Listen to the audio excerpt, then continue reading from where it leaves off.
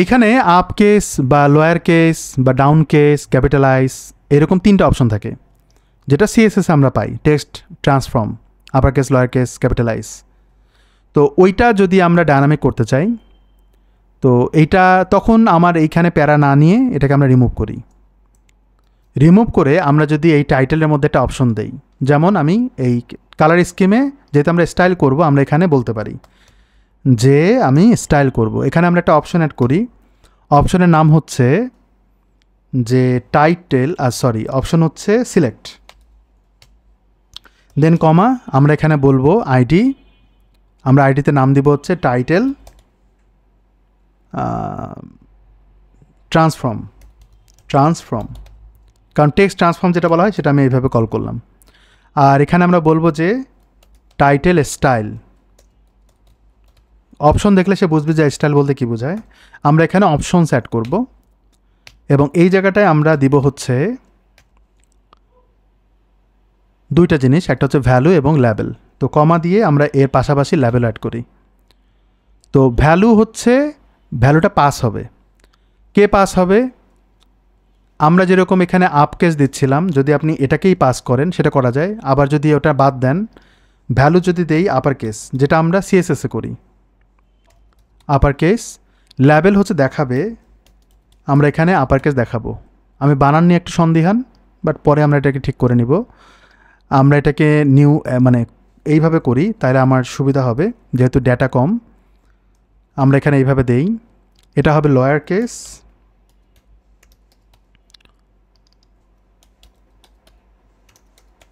আচ্ছা এখানে হবে ক্যাপিটালাইজ। আচ্ছা বানান নিয়ে একটু সন্দিহান আমি, তো আমি এখানে পাইপ দেই। আচ্ছা ওরা কিন্তু পুরোটা বলে না, তো এখানে ক্যাপিটালাইজ আমি এখানে লিখি এটাই, পরে আমরা চেঞ্জ করব যদি ভুল হয়।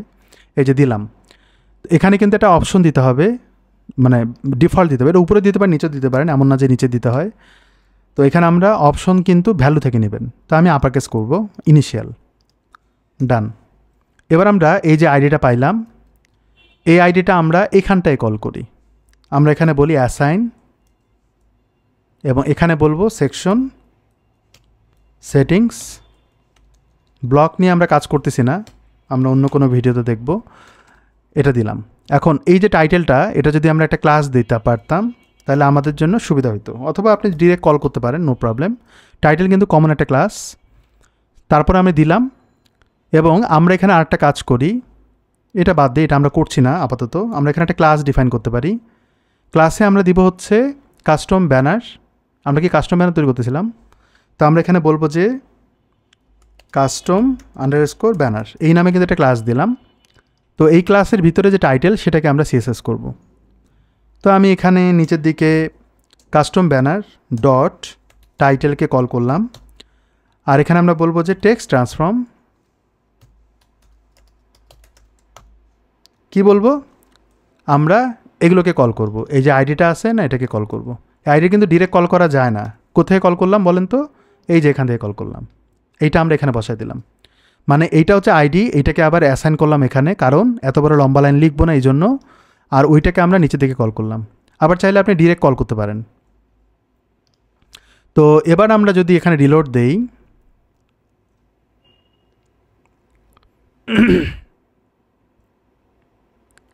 রিলোড দিলে আমরা এখানে এটা পাচ্ছি। আমি যদি লোয়ার কেস করি তাহলে লোয়ার কেস, আমি যদি বলি এটাকে ক্যাপিটালাইজ তাহলে ক্যাপিটালাইজ।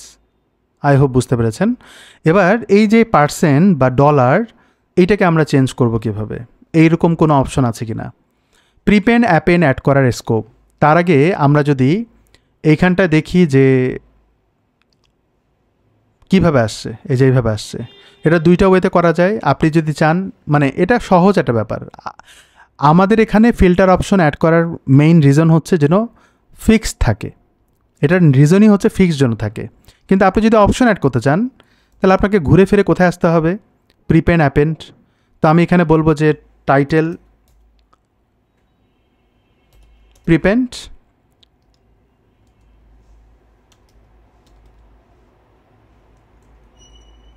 আমি এখানে এইভাবে লিখি যাতে বুঝতে পারে, প্রিপেন্ড অফ টাইটেল। তা আমি বললাম যে এখানে ডলার আসবে সে। তো এইটা এইভাবে আসলে লেখার কিছু নাই যদি আপনার ওটা ফিক্স থাকে, কিন্তু যদি কেউ চেঞ্জ করতে চায় তখন এই অ্যাপেন্ড প্রিপেন্ড দেওয়ারও দরকার নাই, কারণ আমার এখানেই তো এই জিনিসটা ডিরেক্ট কল করতে পারি। সে আমি এখানে পার্সেন্ট দিলাম, এটা আমরা বলবো অ্যাপেন্ড,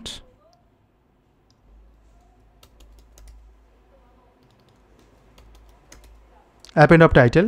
তো আমার এখানে টাইটেল প্রিপেন্ডটা আমি এখানটায় ডিরেক্ট বলে দিলাম সেকশন সেটিংস, যেমনটা আমরা এখানে বলি।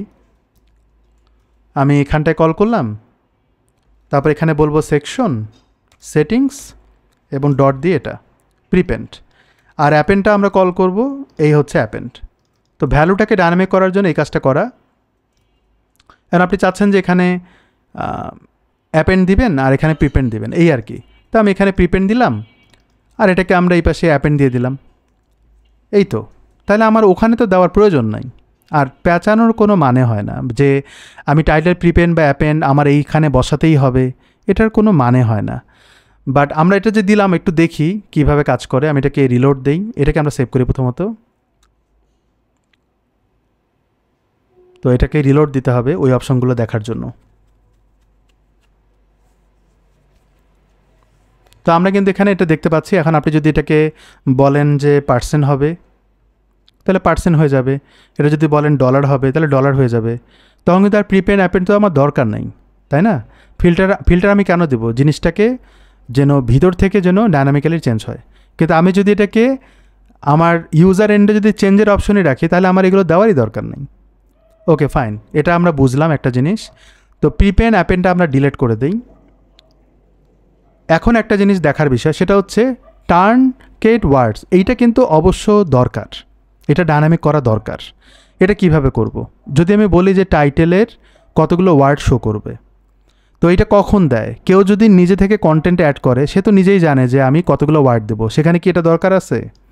কোনো দরকার নাই, কারণ সে তো 6টা ওয়ার্ড দিবে, তো 6টা ওয়ার্ড লিখলেই তো হয়ে যায়। কিন্তু এটা কখন দরকার হয়?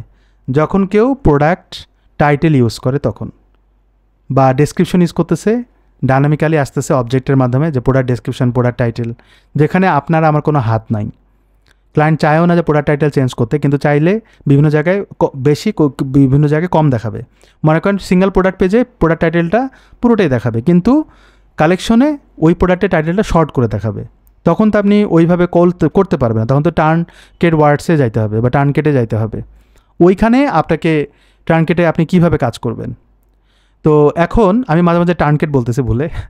তো টার্নকেটের এখানে যে প্রসেসটা, যদি আমরা এখানে ওইটাকে কন্ট্রোল করতে চাই, এটাকে আপনি রেঞ্জও বলতে পারেন, আবার চাইলে ম্যানুয়ালি লিখতেও পারেন। তো এখানে নাম্বারটা বেস্ট, কারণ কেউ চায় না যে ওখানে কোনো টেক্সট আসুক, নাম্বারটা বলে দিলাম।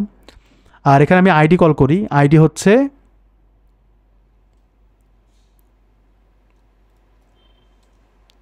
আচ্ছা আইডি বলি যে ওয়ার্ডস, এতটুকু বললেই হবে। আর এখানে আমরা ডিফল্ট বলবো যে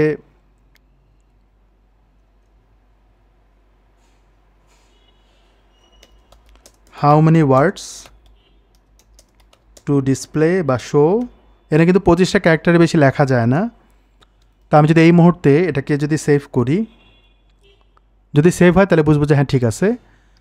তো এখানে বাই ডিফল্ট একটা নাম্বার দিয়ে রাখি, সে 4।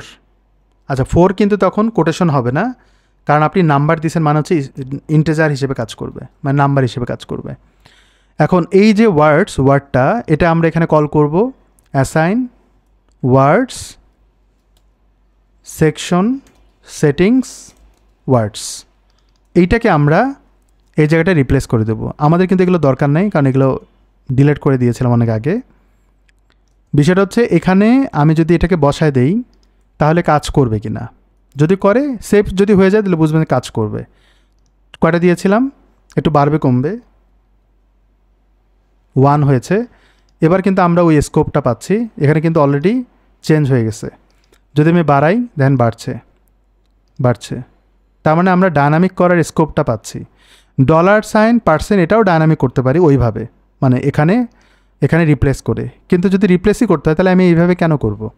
আমি কিছুক্ষণ আগে যেভাবে করেছিলাম সেইভাবে করব, তাই না? জিনিসটা আরও ইজি হয়, কারণ এখানে লেখাটা কিন্তু একটু চ্যালেঞ্জিং, অনেক সময় অনেক ইরর আসে। তো আমরা এগুলোকে রিমুভ করে দেই। এই পর্যন্ত আমরা রাখি, একটা ভালো জিনিস আমরা শিখলাম এই পর্যন্ত।